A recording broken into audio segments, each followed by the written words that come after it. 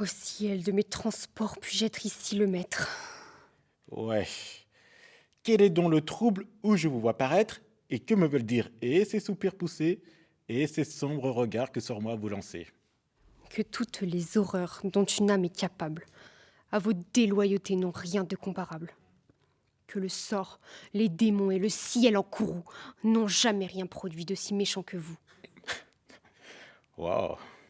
Voilà certainement des douceurs que j'admire. Ah, ne plaisantez point, il n'est pas temps de rire. Rougissez bien plutôt, vous en avez raison. Et j'ai de sûrs témoins de votre trahison. Voilà ce que marquaient les troubles de mon âme. Ce n'était pas en vain que s'alarmait ma flamme. Par ces fréquents soupçons qu'on trouvait odieux, je cherchais le malheur qu'ont rencontré mes yeux. Et malgré tous vos soins et votre adresse à feindre, mon astre me disait ce que j'avais à craindre. Mais ne présumez pas que sans être vengé, je souffre le dépit de me voir outragé. D'où vient donc, je vous prie, un tel emportement?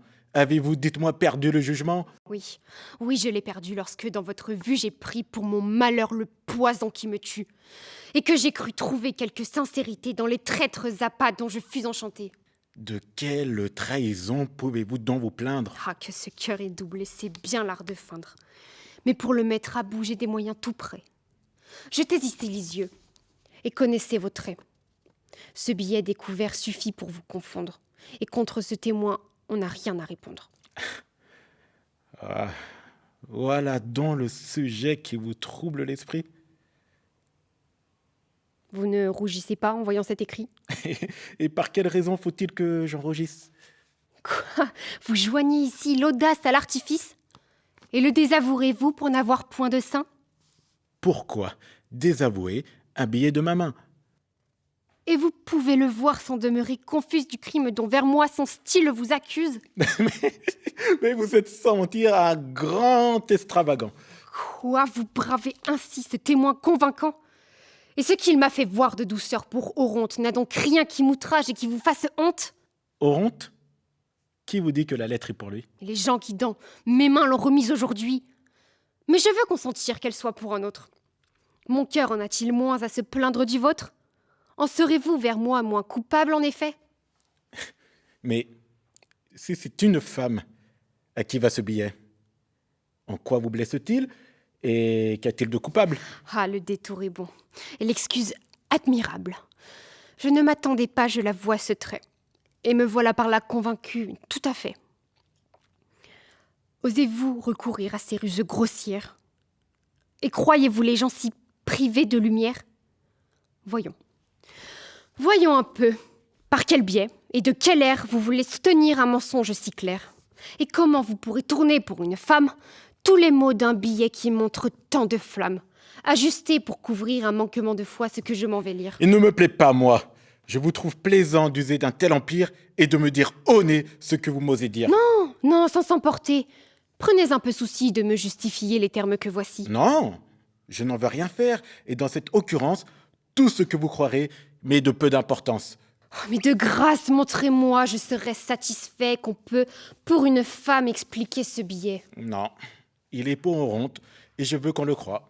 Je reçois tous les soins, avec beaucoup de joie. J'admire ce qu'il dit, j'estime ce qu'il est, et je tombe d'accord de tout ce qui vous plaît.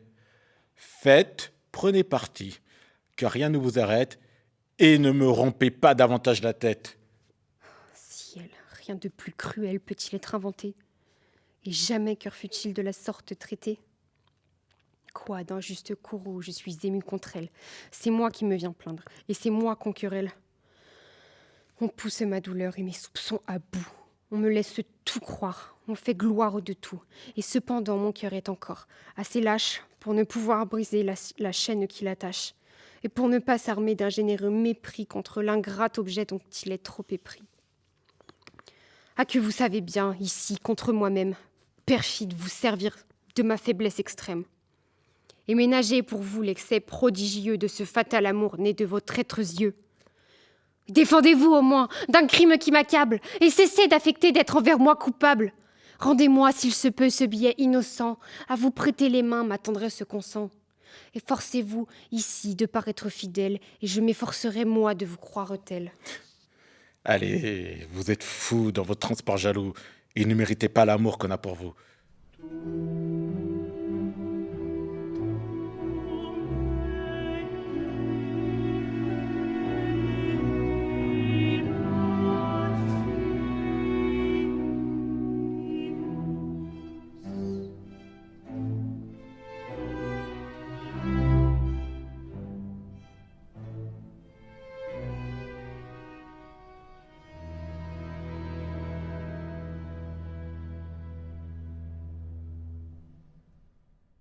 Est-ce vous, Hernani?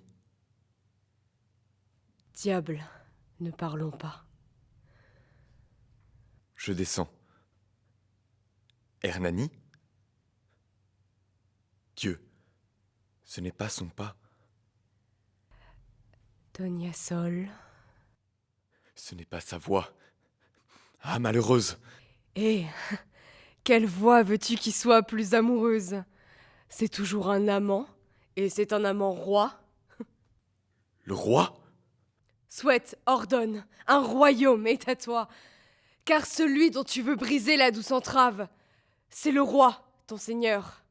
C'est Carlos, ton esclave. Au secours! Hernani! Le juste et digne froid. Ce n'est pas ton bandit qui te tient, c'est le roi. Non. Le bandit, c'est vous. N'avez-vous pas de honte? Ah, pour vous, à la face, une rougeur me monte. Sont cela les exploits dont le roi fera bruit? Venir ravir de force une femme la nuit? Que mon bandit vaut mieux 100 fois. Roi, je proclame que si l'homme n'essaie où le place son âme, si Dieu faisait le rang à la hauteur du cœur, certes, il serait le roi, prince. Et vous, le voleur? Madame, Oubliez-vous que mon père était comte? je vous ferai duchesse. Allez, c'est une honte. Il ne peut être rien entre nous, Don Carlos. Mon vieux père a pour vous versé son sang à flot. Moi, je suis fille noble et de ce sang jalouse. Trop pour la concubine et trop peu pour l'épouse. Princesse! Roi Carlos, à des filles de rien porter votre amour à tout, je pourrais fort bien, si vous m'osez traiter d'une façon infâme, vous montrer que je suis dame et que je suis femme. Eh bien, partagez donc, et mon trône, et mon nom.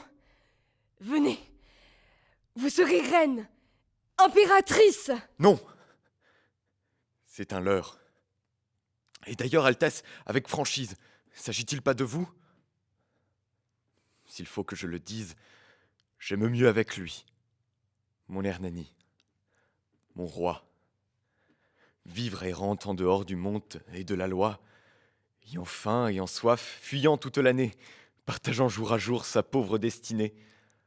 Abandon, guerre, exil, deuil, misère et terreur, que d'être impératrice avec un empereur. Que cet homme est heureux. Quoi? Pauvre, proscrit même. Qu'il fait bon d'être pauvre et proscrit, puisqu'on l'aime. Moi, je suis seule. Un ange accompagne ses pas. Donc, vous me haïssez. Je ne vous aime pas.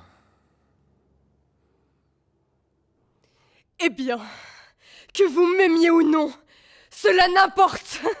Vous viendrez, et ma main, plus que la vôtre est forte, vous viendrez, je vous veux.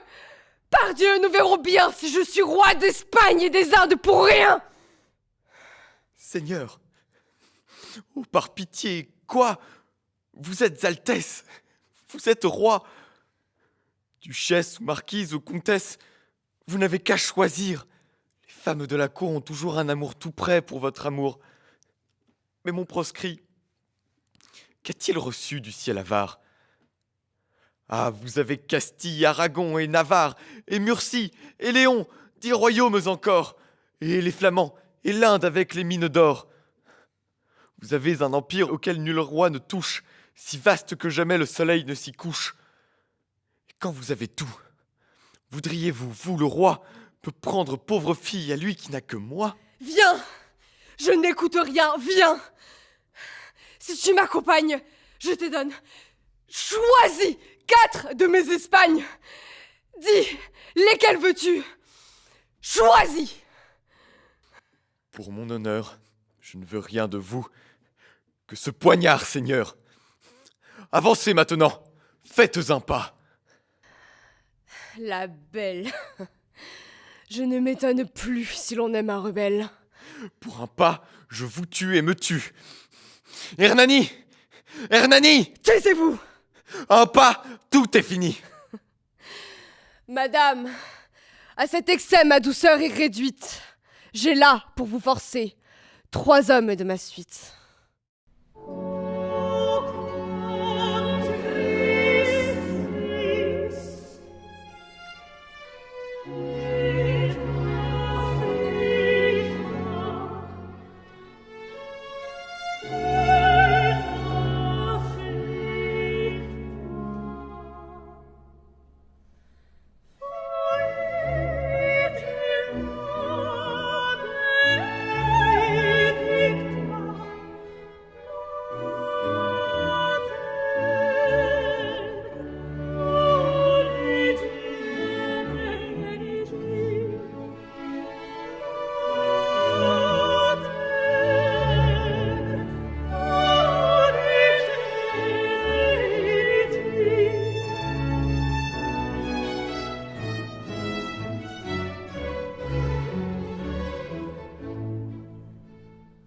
Oh merci. Ciel, Vous avez bien fait de leur parler ainsi. Je n'y puis résister, duc. Il faut que je serre cette loyale main si ferme et si sincère. La fuir depuis 6 mois et la voir tout à coup. Vous étiez là, madame? Oui, duc, j'entendais tout. J'étais là. J'écoutais avec toute mon âme. Je ne soupçonnais pas ce cabinet, madame. Personne ne le sait. C'est un réduit obscur que don Philippe III fit creuser dans ce mur, d'où le maître invisible entend tout comme une ombre. J'ai bien vu souvent Charles II, morne et sombre, assister au conseil où l'on pillait son bien, où l'on vendait l'État. Et que disait-il? Rien. Rien? Et que faisait-il? Il allait à la chasse. Mais vous, j'entends encore votre accent qui menace, comme vous les traitiez d'une haute façon et comme vous aviez superbement raison. Je soulevais le bord de la tapisserie, je vous voyais. Votre œil irrité, sans furie, les foudroyait d'éclairs et vous leur disiez tout. Vous me sembliez seul être resté debout, mais où donc avez-vous appris toutes ces choses? D'où vient que vous savez les effets et les causes? Vous n'ignorez donc rien? D'où vient que votre voix parlait comme devrait parler celle des rois? Pourquoi donc étiez-vous, comme eût été Dieu même, si terrible et si grand? Parce que je vous aime. Parce que je sens bien, moi, qu'ils haïssent tous, que ce qu'ils font crouler s'écroulera sur vous. Parce que rien n'effraie une ardeur si profonde, et que pour vous sauver, je sauverai le monde. Je suis un malheureux qui vous aime d'amour. Hélas, je pense à vous comme l'aveugle au jour. Madame, écoutez-moi, j'ai des rêves sans nombre. Je vous aime de loin, d'en bas, du fond de l'ombre. Je n'oserais toucher le bout de votre doigt. Et vous m'éblouissez comme un ange qu'on voit. Vraiment, j'ai bien souffert. Si vous saviez, madame, je vous parle à présent. 6 mois, cachant ma flamme, j'ai fui. Je vous fuyais et je souffrais beaucoup. Je ne m'occupe pas de ces hommes du tout, je vous aime. Oh mon Dieu, j'ose le dire en face à votre majesté. Que faut-il que je fasse? Si vous me disiez meurs, je mourrais. J'ai l'effroi dans le cœur, pardonnez. Oh, parle, ravis-moi. Jamais on ne m'a dit ces choses-là. J'écoute. Ton âme en me parlant me bouleverse toute. J'ai besoin de tes yeux, j'ai besoin de ta voix. Oh, c'est moi qui souffrais, si tu savais. 100 fois depuis 6 mois que ton regard m'évite. Mais non, je ne dois pas dire cela si vite. Je suis bien malheureuse, oh je me tais, j'ai peur. Oh madame, achevez, vous m'emplissez le cœur. Eh bien écoute donc. Oui, je vais tout lui dire. Est-ce un crime? Tant pis, quand le cœur se déchire, il faut bien laisser voir tout ce qu'on y cachait. Tu fuis la reine? Eh bien la reine te cherchait. Tous les jours je viens là dans cette retraite. t'écoutant, recueillant ce que tu dis, muette, contemplant ton esprit qui veut, juge et résout, et prise par ta voix qui m'intéresse à tout. Va, tu me sembles bien le vrai roi, le vrai maître. C'est moi, depuis 6 mois, tu t'en doutes peut-être, qui t'ai fait par degrés monter jusqu'au sommet, où Dieu t'aurait dû mettre une femme te met.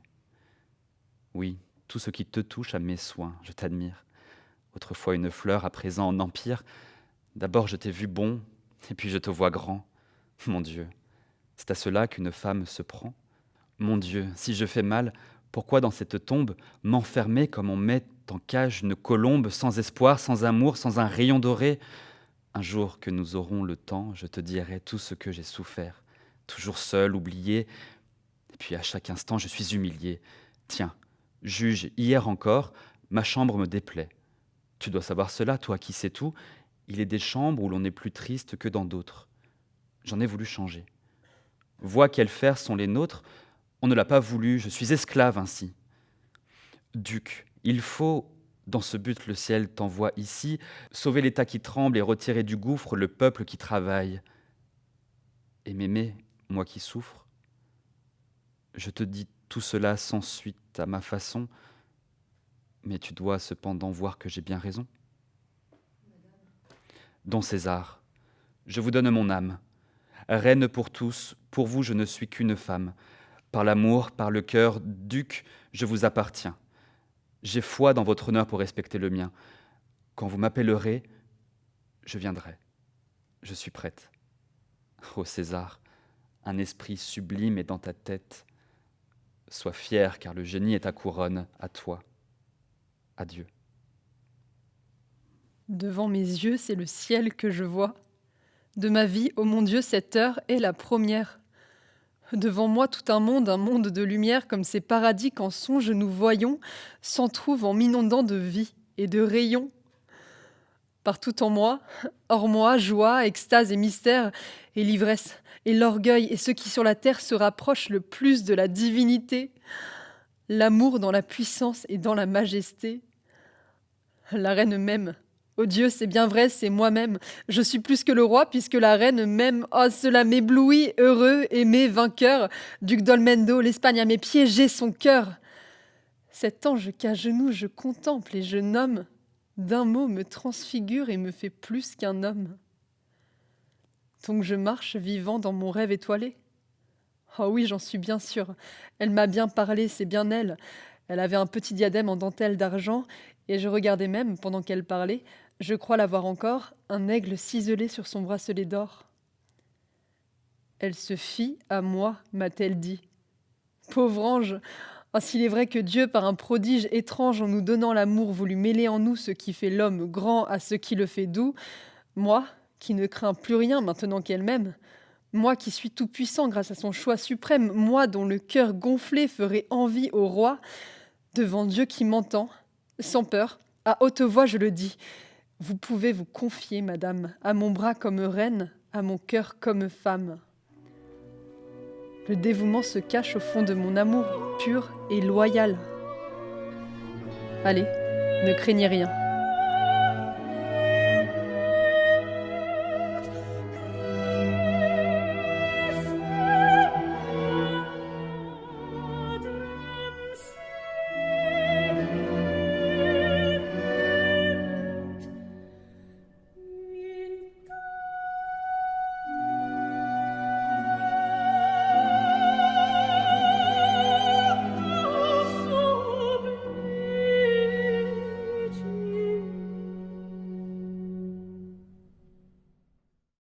Ne vous détournez pas, princesse de beauté. Laissez tomber vos regards sur le plus indigne de vos serviteurs. Qui êtes-vous? Mon nom est Octave, je suis cousin de votre mari. Venez-vous pour le voir? Entrez au logis, il va revenir. Je ne viens pas pour le voir, et n'entrerai point au logis, de peur que vous ne m'en chassiez tout à l'heure quand je vous aurai dit ce qui m'amène. Dispensez-vous donc de le dire et de m'arrêter plus longtemps. Je ne saurais m'en dispenser, et vous supplie de vous arrêter pour l'entendre. Cruelle Marianne. Vos yeux ont causé bien du mal, et vos paroles ne sont pas faites pour le guérir. Que vous avez fait, Célio? De qui parlez-vous et quel mal ai-je causé? Un mal le plus cruel de tous, car c'est un mal sans espérance. Le plus terrible, car c'est un mal qui se chérit lui-même et repousse la coupe salutaire jusque dans la main de l'amitié. Un mal qui fait pâlir les lèvres sous des poisons plus doux que l'ambroisie et qui fond en une pluie de larmes le cœur le plus dur, comme la perle de Cléopâtre. Un mal que tous les aromates, toute la science humaine ne saurait soulager et qui se nourrit du vent qui passe, du parfum d'une rose fanée, du refrain d'une chanson et qui suce l'éternel aliment de ses souffrances dans tout ce qui l'entoure, comme une abeille son miel dans tous les buissons d'un jardin. Me diriez-vous le nom de ce mal? Que celui qui est digne de le prononcer vous le dise, que les rêves de vos nuits, que ces orangers verts, cette fraîche cascade vous l'apprennent, que vous puissiez le chercher un beau soir, vous le trouverez sur vos lèvres, son nom n'existe pas sans lui. Est-il si dangereux à dire, si terrible dans sa contagion, qu'il effraie une langue qui plaît dans sa faveur? Est-il si doux à entendre, cousine, que vous le demandiez? Vous l'avez appris à Célio.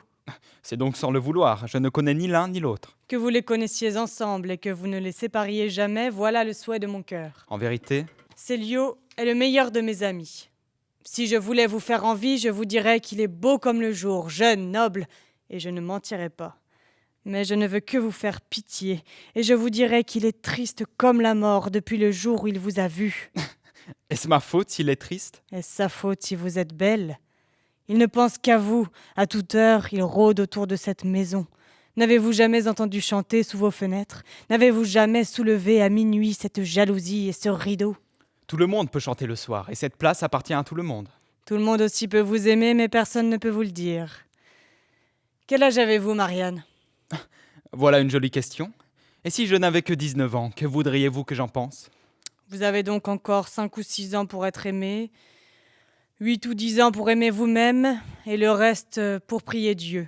Vraiment? Eh bien, pour mettre le temps à profit, j'aime Claudio, votre cousin et mon mari. Mon cousin et votre mari ne feront jamais à eux de qu'un pédant de village. Vous n'aimez point Claudio. Ni Célio, vous pouvez le lui dire. Pourquoi? Pourquoi n'aimerais-je pas Claudio, c'est mon mari? Pourquoi n'aimeriez-vous pas Célio, c'est votre amant? Me diriez-vous aussi pourquoi je vous écoute? Adieu, Seigneur Octave. Voilà une plaisanterie qui a duré assez longtemps. Ma foi, elle a de beaux yeux.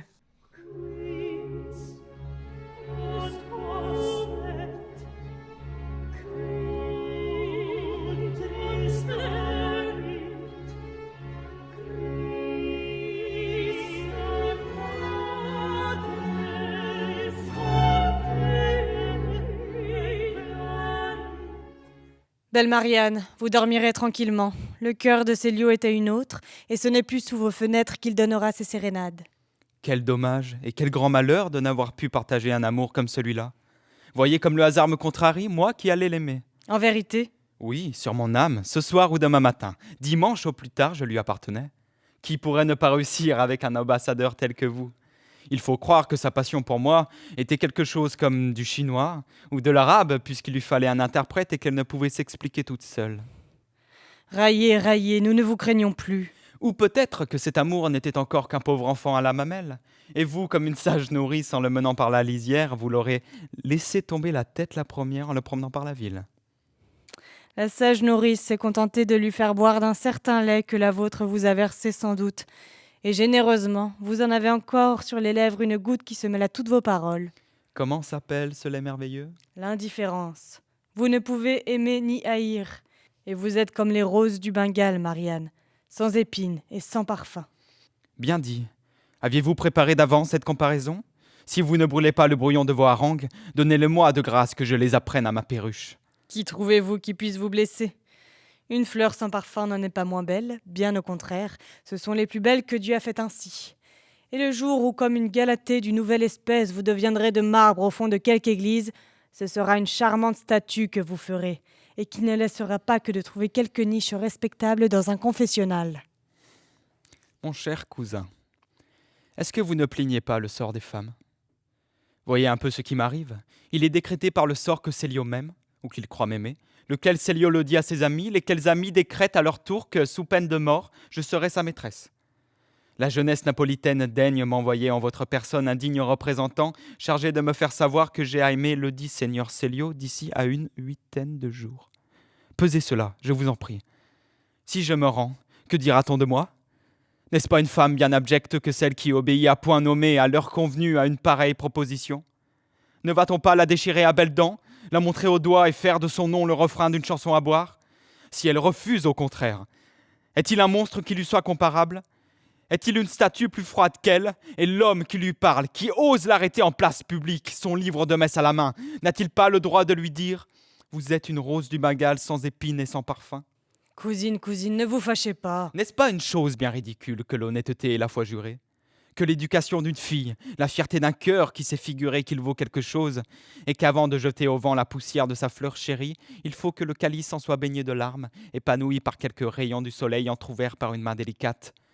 Tout cela n'est-il pas un rêve? Une bulle de savon qui, au premier soupir d'un cavalier à la mode, doit s'évaporer dans les airs? Vous vous méprenez sur mon compte et sur celui de Célio. Qu'est-ce après tout qu'une femme? L'occupation d'un moment? Une coupe fragile qui renferme une goutte de rosée qu'on porte à ses lèvres et qu'on jette par-dessus son épaule? Une femme, c'est une partie de plaisir. Ne pourrait-on pas dire, quand on en rencontre une, voilà une belle nuit qui passe? Et ne serait-ce pas un grand écolier en de telles matières que celui qui baisserait les yeux devant elle, qui se dirait tout bas, voilà peut-être le bonheur d'une vie entière, et qui la laisserait passer?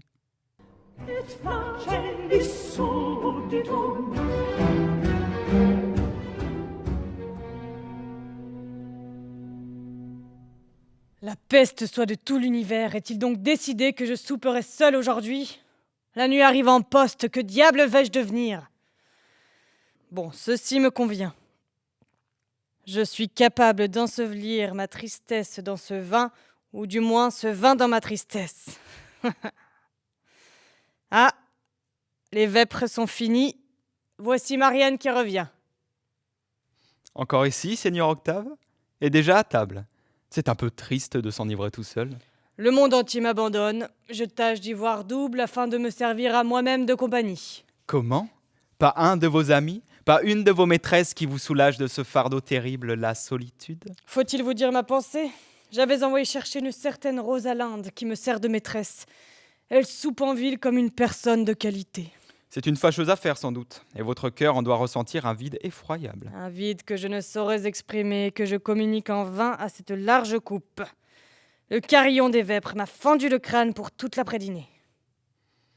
Dites-moi, cousin, est-ce du vin à 15 sous la bouteille que vous buvez? N'en riez pas, ce sont les larmes du Christ en personne. Cela m'étonne que vous ne buviez pas du vin à 15 sous. Buvez-en, je vous en supplie. Pourquoi en boirais-je, s'il vous plaît? Goûtez-en, je suis sûr qu'il n'y a aucune différence avec celui-là. Il y en a une aussi grande qu'entre le soleil et une lanterne. Non, vous dis-je, c'est la même chose. Dieu m'en préserve. Vous moquez-vous de moi? Vous trouvez qu'il y a une grande différence? Assurément. Je croyais qu'il en était du vin comme des femmes. Une femme n'est-elle pas aussi un vase précieux scellé comme ce flacon de cristal? Ne renferme-t-elle pas une ivresse grossière ou divine selon sa force et sa valeur? Et n'y a-t-il pas parmi elles le vin du peuple et les larmes du Christ? Quel misérable cœur est-ce donc que le vôtre pour que vos lèvres lui fassent la leçon? Vous ne boiriez pas le vin que boit le peuple. Vous aimez les femmes qu'il aime. L'esprit généreux et poétique de ce flacon doré, ces sucs merveilleux que la lave du Vésuve a cuvés sous son ardent soleil, vous conduiront chancelant et sans force dans les bras d'une fille de joie. Vous rougiriez de boire un vin grossier, votre gorge se soulèverait. Ah, vos lèvres sont délicates, mais votre cœur s'enivre à bon marché. Bonsoir, cousin. Puisse Rosalinde rentrer ce soir chez elle? 2 mots de grâce, belle Marianne, et ma réponse sera courte. Combien de temps pensez-vous qu'il faille faire la cour à la bouteille que vous voyez pour obtenir ses faveurs? Elle est, comme vous dites, toute pleine d'un esprit céleste, et le vin du peuple lui ressemble aussi peu qu'un paysan ressemble à son seigneur. Cependant, regardez comme elle se laisse faire. Elle n'a reçu, j'imagine, aucune éducation, elle n'a aucun principe. Vous voyez comme elle est bonne fille. Un mot a suffi pour la faire sortir du couvent. Toute poudreuse encore, elle s'en est échappée pour me donner un quart d'heure d'oubli et mourir.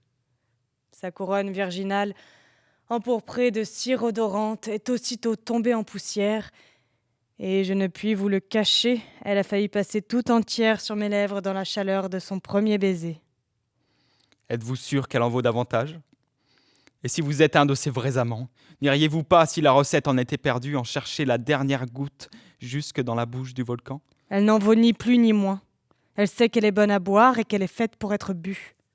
Dieu n'en a pas caché la source au sommet d'un pic inabordable, au fond d'une caverne profonde. Il l'a suspendue en grappe dorée au bord de nos chemins. Elle y fait le métier des courtisanes, elle y effleure la main du passant, elle y étale au rayon du soleil sa gorge rebondie, et toute une cour d'abeilles et de frelons murmure autour d'elle matin et soir.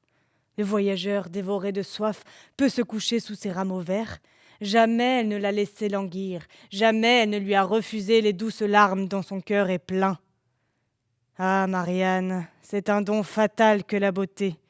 La sagesse dont elle se vante est sœur de l'avarice, et il y a plus de miséricorde dans le ciel pour ses faiblesses que pour sa cruauté. Bonsoir, cousine, puisse Célio vous oublier.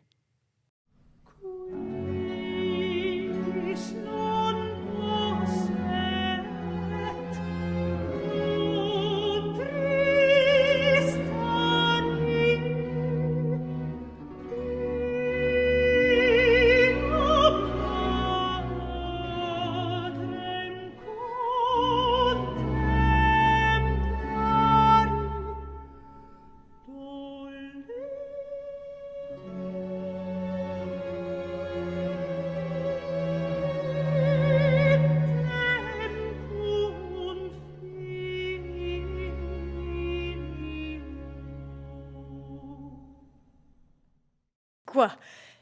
Tu veux qu'on se lie à demeurer au premier objet qui nous prend? Qu'on renonce au monde pour lui et qu'on n'ait plus Dieu pour personne? La belle chose de vouloir se piquer d'un faux honneur d'être fidèle, de s'ensevelir pour toujours dans une passion et d'être mort dès sa jeunesse à toutes les autres beautés qui nous peuvent frapper les yeux. Les inclinations naissantes, après tout, ont des charmes inexplicables et tout le plaisir de l'amour est dans le changement. On goûte une douceur extrême à réduire par cent hommages le cœur d'une jeune beauté, à voir de jour en jour les petits progrès qu'on y fait, à combattre par des transports, des larmes et des soupirs l'innocente pudeur d'une âme qui a peine à rendre les armes, à forcer pied à pied toutes les petites résistances qu'elle nous oppose, à vaincre les scrupules dont elle se fait un honneur et la mener doucement où nous avons envie de la faire venir. Mais lorsqu'on en est maître une fois, il n'y a plus rien à dire ni rien à souhaiter. Tout le beau de la passion est fini et nous nous endormons dans la tranquillité d'un tel amour. Enfin, il n'est rien de si doux que de triompher de la résistance d'une belle personne. Et j'ai, sur ce sujet, l'ambition des conquérants qui volent perpétuellement de victoire en victoire et ne peuvent se résoudre à borner leurs souhaits. Il n'est rien qui puisse arrêter l'impétuosité de mes désirs. Je me sens un cœur à aimer toute la terre.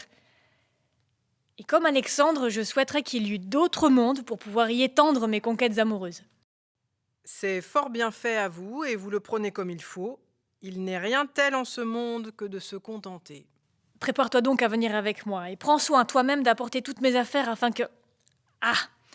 Rencontre fâcheuse, traître! Tu ne m'avais pas dit qu'elle était ici elle-même. Monsieur, vous ne me l'avez pas demandé? Est-elle folle de n'avoir pas changé d'habit et de venir en ce lieu-ci avec son équipage de campagne? Me ferez-vous la grâce, don Juan, de vouloir bien me reconnaître? Et puis-je au moins espérer que vous daigniez tourner le visage de ce côté? Madame, je vous avoue que je suis fort surpris et que je ne vous attendais pas ici. Oui, je vois bien que vous ne m'y attendiez pas. Et vous êtes surpris à la vérité, mais tout autrement que je ne l'espérais. Et la manière dont vous le paraissez me persuade pleinement ce que je refusais de croire. J'admire ma simplicité et la faiblesse de mon cœur à douter d'une trahison que tant d'apparences me confirmaient. J'ai été assez bonne, je le confesse, ou plutôt assez sotte pour me vouloir tromper moi-même et travailler à démentir mes yeux et mon jugement. J'ai cherché des raisons pour excuser à ma tendresse le relâchement d'amitié qu'elle voyait en vous, et je me suis forgé exprès sans sujet légitime d'un départ si précipité pour vous justifier du crime dont ma raison vous accusait. Mes justes soupçons chaque jour avaient beau me parler, j'en rejetais la voix qui vous rendait criminel à mes yeux, et j'écoutais avec plaisir 1000 chimères ridicules qui vous peignaient innocent à mon cœur. Mais enfin, cet abord ne me permet plus de douter, et le coup d'œil qui m'a reçu m'apprend bien plus de choses que je ne voudrais en savoir.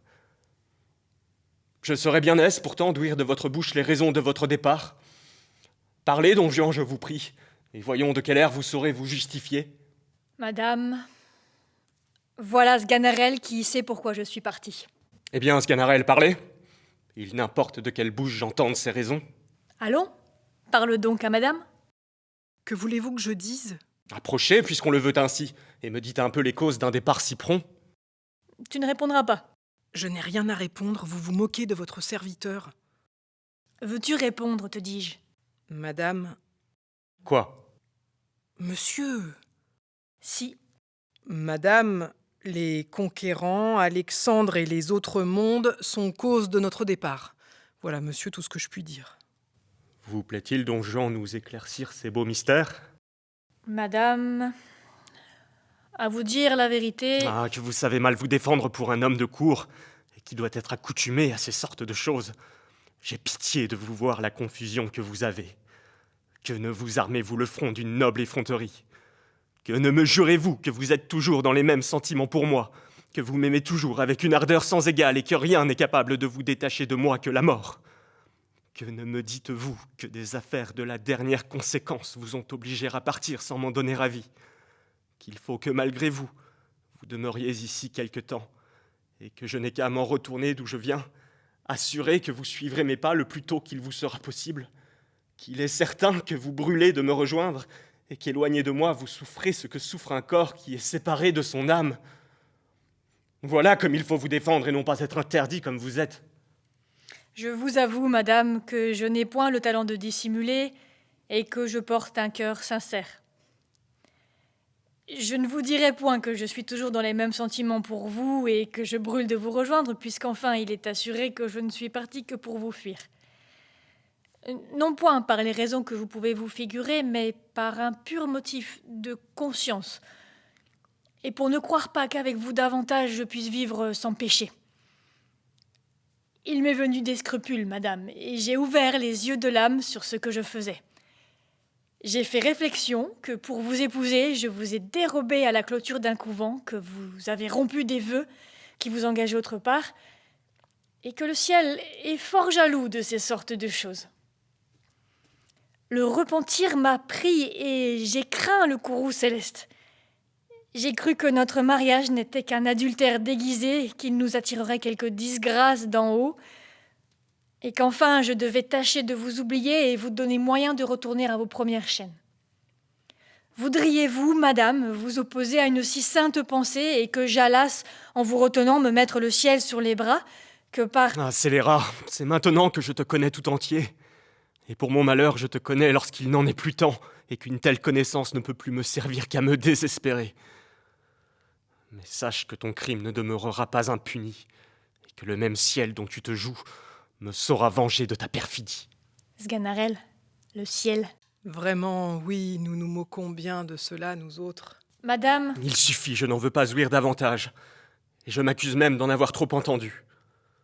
C'est une lâcheté que de se faire expliquer trop sa honte, et sur de tels sujets, un noble cœur au premier mot doit prendre son parti. N'attends pas que j'éclate ici en reproches et en injures, non. Non, je n'ai point un courroux à exhaler en paroles vaines, et toute sa chaleur se réserve pour sa vengeance. Je te le dis encore, le ciel te punira, perfide, de l'outrage que tu me fais. Et si le ciel n'a rien que tu puisses appréhender, appréhende du moins la colère d'une femme offensée. Si le remords le pouvait prendre. allons songer à l'exécution de notre entreprise amoureuse. Ah, quel abominable maître me vois-je obligé de servir.